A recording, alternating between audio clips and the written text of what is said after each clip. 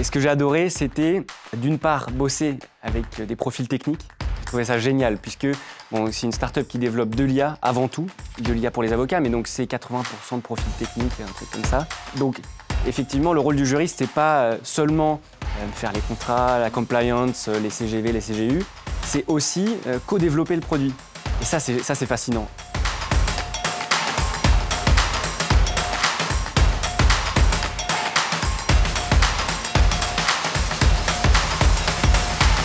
Les illuminés du droit, un nouveau numéro, on les a appelés les drôles de juristes, on les a appelés les moutons à 5 pattes. Si vous étiez au dernier rendez-vous des transformations du droit, c'était le nouveau normal. Alors, jusqu'à maintenant, dans les galeries de portraits qu'on a pu vous suggérer, il y avait des personnes qui avaient une certaine expérience, même si Julia était une des plus jeunes. Elle est une jeune avocate. Et là, en fait, on a voulu explorer cette innovation, cette envie de faire un petit peu différemment. Et là, on a un étudiant en droit à la faculté de Paris 2, Joe Pearl. Bonjour. Bonjour, merci de m'inviter, c'est très gentil. On a eu le plaisir de se croiser au rendez-vous des transformations du droit.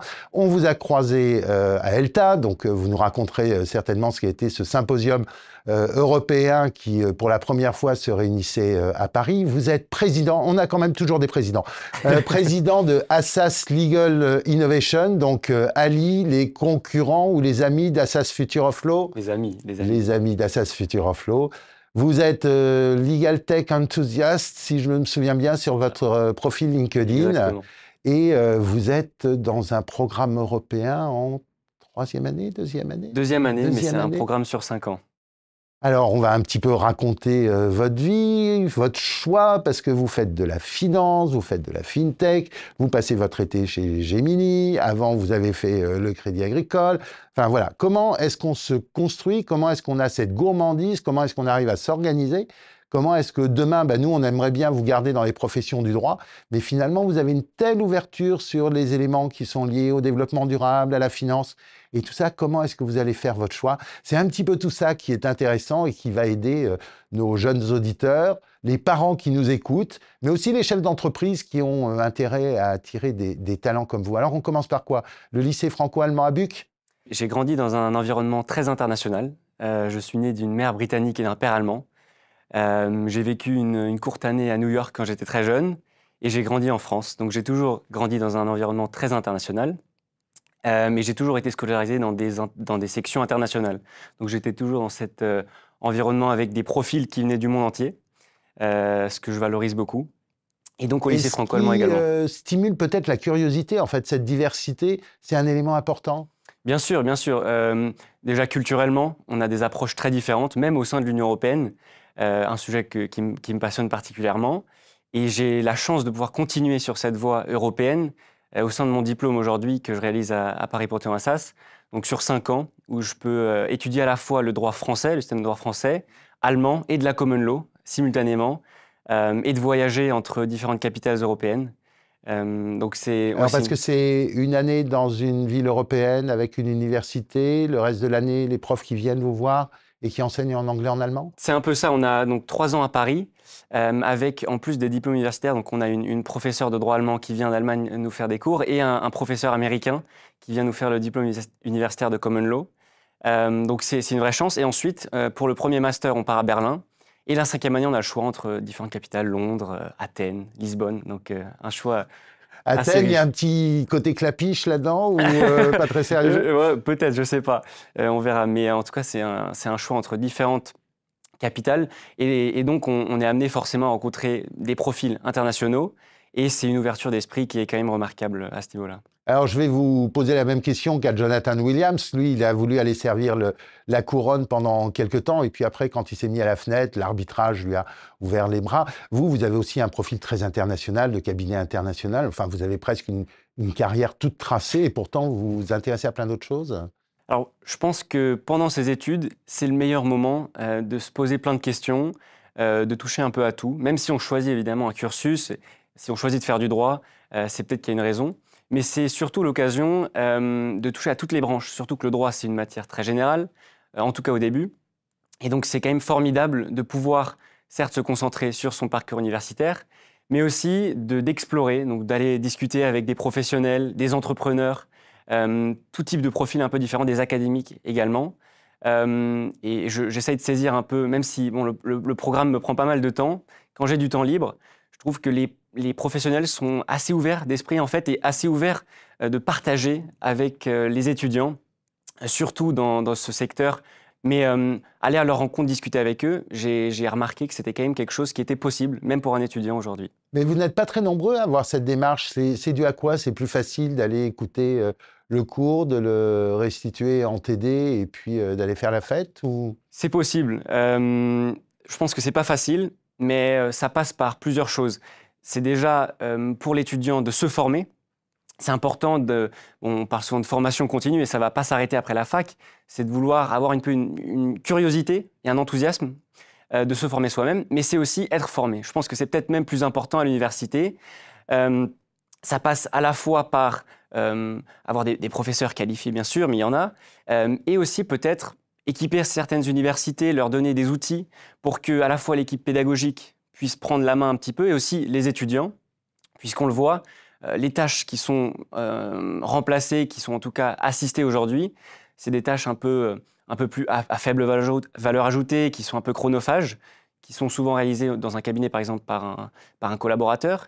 Et donc, si ces tâches-là vont être remplacées, c'est qu'avant lui, le stagiaire en PPI va être moins amené à les faire. Et donc le PPI, pour ceux qui ne connaissent pas, vous êtes vachement en avance, l'école d'avocat, donc 3 périodes, le stage final, un stage avec la possibilité d'être en juridiction en cabinet extérieur ou de finir ses études, c'est ce qu'on appelle le PPI, et puis les 6 mois de formation à l'école. Voilà. Exactement. A fortiori, c'est l'étudiant qui doit recevoir une certaine formation et qui doit développer des compétences nouvelles, puisque le constat, il est assez simple. Moi, je le vois, les étudiants utilisent des intelligences artificielles. Et ce n'est pas que les étudiants, encore heureux. Mais donc, si on a un taux d'utilisation important, ce qui est une super chose, il faut leur montrer quels sont un peu les cas d'usage professionnels. C'est ça la vraie valeur. Et donc, bon, ça, je pense que ça doit devenir un peu un élément assez fondamental de l'enseignement. Chose qui ne se voit pas forcément aujourd'hui parce qu'on le fait dans les associations, on le fait dans le DU Transformation digitale du droit et Legal Tech, mais ce n'est pas le cours commun de licence de 3e année. Cependant, on trouve des choses sur le web, puisque par exemple sur la finance, vous avez déjà fait une formation avec HEC, je crois, Ouais. qui est online et qui est ouverte. Alors celle-ci était en présentiel, c'était une summer school de 2 semaines qui donc à HEC Paris à Jouy-en-Josas. Donc ça c'était l'occasion effectivement de toucher un milieu que je connaissais très très peu et de rencontrer des profils, donc déjà des étudiants qui étaient généralement plus âgés et qui avaient fait de la finance, qui avaient bossé en M&A du côté conseil, mais aussi du côté vraiment pure finance. Donc là, c'était l'occasion. Il y a beaucoup de choses qui se font à côté de l'université. Et je pense que c'est aussi quelque chose... le temps universitaire vous laisse un peu de liberté quand même. C'est ça. Et c'est aussi important pour les étudiants de regarder un peu les associations qui existent. Nous, chez Ali, on essaye... Assas Legal Innovation. Chez Assas Legal Innovation, on essaye de former les juristes de demain, ou plus modestement, de les initier en tout cas, de prendre un peu, avoir un intérêt pour les nouvelles technologies, puisque on le voit, ça transforme aujourd'hui le secteur professionnel et ça va nous impacter aussi. Et donc, on rédige de la veille juridique qui est publiée de manière hebdomadaire sur notre site. 191e numéro, je crois. Très bien, vous êtes à jour. C'est ça, exactement. Je suis l'actualité. Des articles un peu plus longs qu'on rédige avec des avocats qui relisent nos articles. Et aussi des conférences, des ateliers, des workshops pour permettre aux étudiants de rencontrer des professionnels qui, eux, ont déjà pris un peu le pas de cette transformation-là. Et qui, pour se rendre compte qu'en fait, le monde professionnel qu'on va rejoindre est déjà en train de changer. L'idée, c'est vraiment de dire, voilà, la fac vous apporte des choses, mais il y a plein d'autres choses qui sont autour de vous, mais c'est un petit peu à vous de les saisir. C'est démontrer finalement que l'autonomie peut être une liberté intelligente si elle est bien consommée. Oui, c'est bien résumé, exactement. Alors après, donc, vous avez en plus les expériences professionnelles. J'imagine que quand vous prenez un mois de stage, vous aimeriez bien en avoir plus, ou comment ça se passe? Parce que très souvent, les étudiants disent, ouais, un mois, un stage en L3, c'est compliqué à obtenir. En fait, en poussant les portes, on arrive chez Gemini l'été dernier, si j'ai bien compris. Mais j'ai bien dû pousser les portes. En fait, j'ai envoyé un message à un des ingénieurs qui travaille là-bas, il se fait qu'il était dans le même lycée que moi. Et j'ai vu un post qui disait qu'on développe de l'IA pour les avocats. J'ai trouvé ça fascinant. Donc j'ai saisi l'occasion, j'ai envoyé un petit message pour lui demander si je pouvais peut-être prendre 15 minutes sur une de ses journées pour discuter un peu avec lui, voir s'il pouvait simplement m'expliquer ce qu'il développait chez eux. Et j'ai eu l'audace à la fin de demander si je pouvais peut-être faire un stage chez eux. Et j'ai pas eu de réponse tout de suite. Mais au bout de 2 semaines, j'ai pu faire la convention, etc. Dernier moment, l'université qui l'a signé. Ouais. Et donc j'ai pu passer un mois à Station F, dans cet univers. C'était un rêve, bien sûr, pour tout jeune et qui a un petit peu un intérêt entrepreneurial. Passer un mois à Station F, c'était un rêve. Et Vous avez travailler. croisé les amis d'Ordali Je les ai pas vus, Ah, mais ils étaient juste en dessous de nous, effectivement. Mais ce que j'ai adoré, c'était d'une part bosser avec des profils techniques. J'ai trouvé ça génial, puisque bon, c'est une start-up qui développe de l'IA avant tout, de l'IA pour les avocats, mais donc c'est 80% de profils techniques, un truc comme ça. Donc effectivement, le rôle du juriste, c'est pas seulement faire les contrats, la compliance, les CGV, les CGU, c'est aussi co-développer le produit.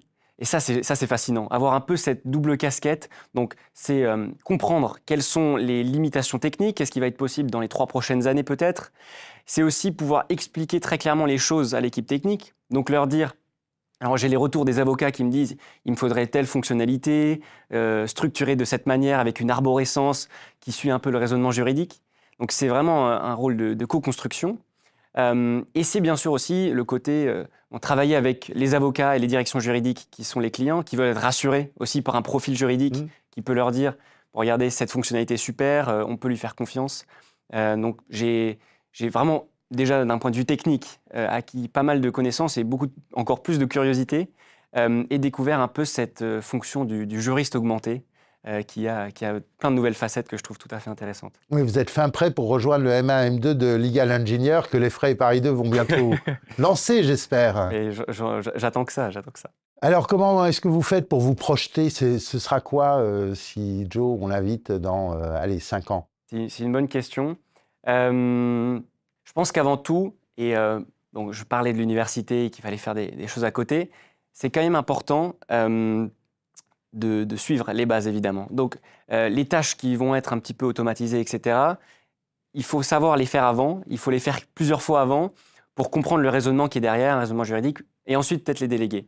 Donc, La gymnastique avant de confier à la machine. tout à fait, j'en suis convaincu. Mais je veux pas être vieux jeu et dire il faut quand même beaucoup bosser, mais bon, moi j'adore encore m'asseoir à la bibliothèque, prendre des bouquins et passer toute la journée à les lire. Donc ça reste primordial, je pense. Et donc je me sens très à l'aise effectivement dans le secteur académique pour le moment.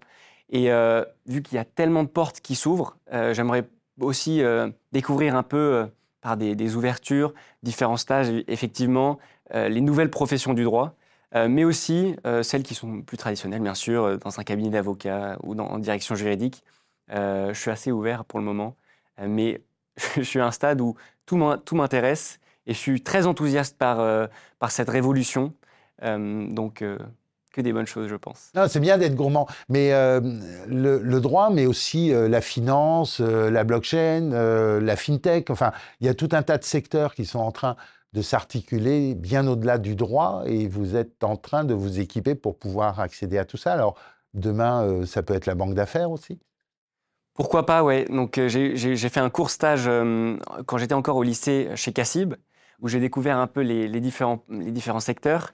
C'était fascinant. Donc, effectivement, un fonctionnement très différent du cabinet avocat. Un rôle beaucoup plus polyvalent, je dirais, dans la mesure où on échange avec tous les départements, avec le front office, même si on est au back office, découvrir la salle des marchés, le département de financement. Et on voit qu'en fait, le juriste intervient partout. C'est ça qui est fascinant. Et c'est pour ça que le droit, c'est génial aussi. Et donc, comme vous le dites, dans des startups fintech, il y a toujours un flanc juridique. Et il va, je pense, pas se borner à simplement, comme je disais, à la compliance, les choses un peu traditionnelles, mais avoir un vrai rôle de project management, de gestion de projet, une initiative et participer aussi à l'orientation de la boîte, etc. Et oui, donc en banque d'affaires également. Oui, donc comme il y a du droit partout, je veux être partout et je m'équipe pour pouvoir être partout finalement. Oui, pour le moment en tout cas. Mais dans la vue de me spécialiser, évidemment. Bah, on peut rester généraliste, il suffit d'être chef d'entreprise et patron, mais après Oui, c'est tout, vrai. vous en avez l'étoffe. Une recommandation peut-être avant de se quitter, parce que le temps passe toujours trop vite. Vis-à-vis des jeunes, ça on a compris, donc soyez curieux, utilisez le temps libre pour faire des choses sympas et allez en bibliothèque, il y a des rencontres cool. Pour les parents, qu'est-ce qu'ils pourraient faire, plus stimuler leurs enfants? Vous avez donc des parents, je crois, très ouverts par construction déjà. Qu'est-ce qui peut faire que petit frère, petite sœur, je ne sais pas si vous avez des plus jeunes, ils sont dans le même modèle que vous? Grande sœur, grande Grande sœur. sœur? Bon alors, très humblement, Vous c'est pouvez même dire à vos difficile. parents que vous les aimez, hein, Oui, bah, également, bien sûr. Non, bon, sans donner de conseils, simplement, je pense que ça passe évidemment par les langues. Mhm. Avoir une ouverture internationale, c'est primordial aujourd'hui. On le voit que les frontières sont moins tracées aujourd'hui dans la profession juridique, qui déborde un peu partout. De manière simple aussi, les juridictions aussi qui s'internationalisent. On voit l'influence des cabinets américains partout. Donc les langues, c'est une première chose. Également, peut-être, on met souvent beaucoup la pression à son enfant de dire qu'est-ce que tu veux faire plus tard, quel va être ton choix. Et même si c'est pas une mauvaise chose de réfléchir déjà assez jeune, c'est peut-être de lui donner la possibilité de découvrir déjà plein de choses dès un jeune âge. Donc, c'est des expériences qui peuvent être à la fois donc, associatives, mais il y a une panoplie de différentes formations qui sont en ligne également et qui sont très, très, très bien faites, qui peuvent être faites dans son temps On peut libre. même les suivre avec ses enfants d'ailleurs, ça permet Exactement, de les remettre à jour. bien sûr. Et ça, c'est une manière. Il y a des formations françaises qui sont faites par la CNIL notamment, des choses comme ça qui sont très bien faites. Je pense qu'il faut aussi encourager les élèves, même lycéens, à s'initier un peu et à prendre en main les nouvelles technologies par ce biais-là. Écoutez, j'espère vous revoir avec autant d'enthousiasme dans quelques années. Et vraiment, venez faire un petit tour chez OpenLaw, aussi notre partenaire avec l'AMI Liaison, pour ces illuminés du droit. Parce que qu'est-ce que vous illuminez bien cette trace des jeunes générations. Et merci d'avoir été leur ambassadeur. Et n'hésitez pas à nous en envoyer d'autres du même acabit. Joe Pearl, un grand merci en tout cas pour votre temps. Et puis, on vous dit à très bientôt pour de nouvelles aventures. J'ai peut-être trouvé une spécialiste d'informatique qui fait des croisières en solitaire et qui fait ça dans le droit. Vous allez être surpris. Ce sera pour bientôt. Au revoir.